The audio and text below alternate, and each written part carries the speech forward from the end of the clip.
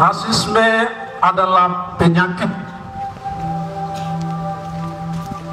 Rasisme adalah virus.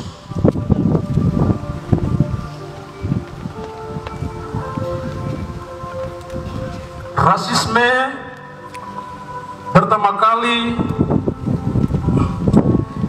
ditularkan oleh orang-orang yang merasa diri superior,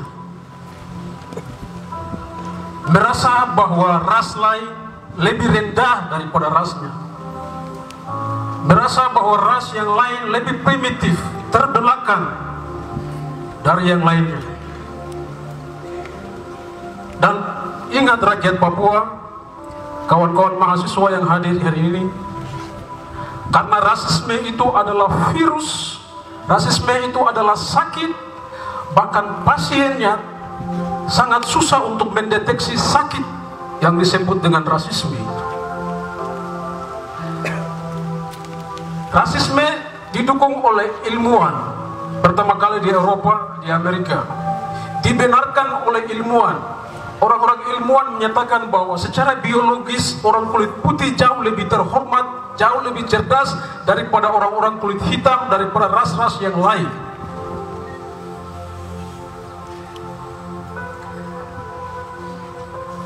Penelitian ilmiah itulah yang menjadi pembenaran bagi kolonialisme, menjadi pembenaran bagi imperialisme untuk menguasai benua Afrika, untuk menguasai Asia, untuk menguasai Pasifik.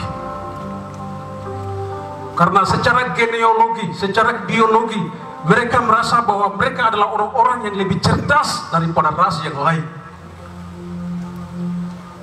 Sehingga muncullah prasangka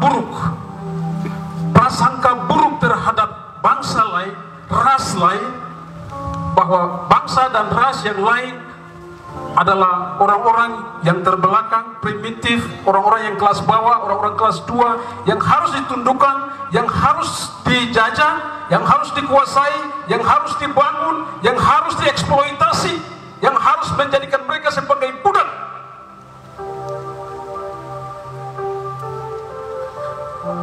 Kembali lagi, karena rasisme itu adalah sebuah virus, dia penyakit. Kolonialisme membawa rasisme itu sampai pada wilayah Pasifik, Asia dan Pasifik, masuk di dalam budaya cara berpikir orang-orang Asia, orang-orang Indonesia, orang-orang Nusantara. Anda bayangkan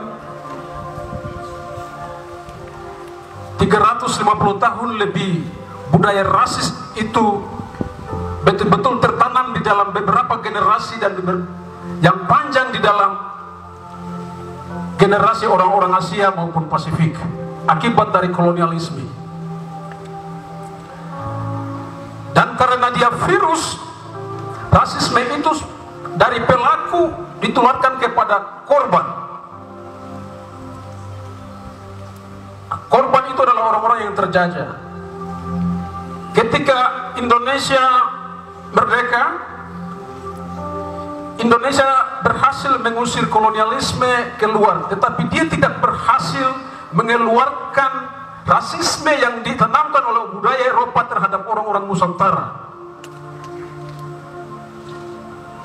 Karena dia virus tadi, karena dia virus, dia menjadi budaya orang-orang Indonesia, menjadi inlander, orang-orang yang terjajah merasa bahwa mereka adalah orang-orang yang rendah harkat dan martabatnya.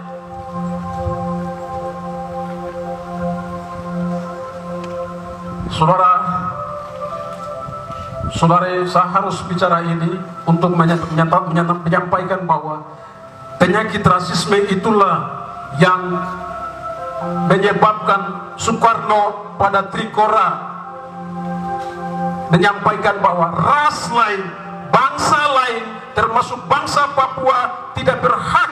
Mereka adalah bangsa boneka yang tidak berhak untuk menentukan nasib politik mereka sendiri. Itu adalah prasangka rasis. Merasa bahwa orang-orang dari bangsa lain, bangsa Jawa, bangsa Melayu, merasa bahwa orang-orang Papua belum maju, orang-orang Papua masih primitif, sehingga mereka harus ditundukkan, mereka harus diatur, mereka harus dibangun. Nah, apa yang mereka buat? bangsa dan negara yang sedang dipersiapkan oleh orang Papua tahun 1961 dianggap sebagai bangsa boneka dengan prasangka buruk bahwa orang Papua tidak bisa bernegara sendiri, berbangsa sendiri. Nah, kawan-kawan mahasiswa harus belajar ini. Rakyat Papua kita harus belajar bahwa pencaplokan wilayah ini, aneksasi wilayah ini didasari dengan prasangka rasis. 1962 New York Agreement, 1967 kesepakatan antara Indonesia dan Amerika Serikat dalam kontrak karya Freeport, PPRA 69 tidak melibatkan satupun orang Papua karena dianggap bahwa orang Papua adalah orang yang primitif, orang Papua tidak berhak untuk menentukan nasib politiknya sendiri, orang Papua perlu diatur sehingga semua perjanjian diatur berdasarkan kesepakatan sepihak antara orang-orang yang merasa diri superior antara Amerika Serikat, Belanda dan Indonesia tanpa memperhitungkan rakyat Papua sebagai selaku pemilik sah bangsa dan tanah air ini untuk menentukan nasib politiknya sendiri. Itu adalah rasis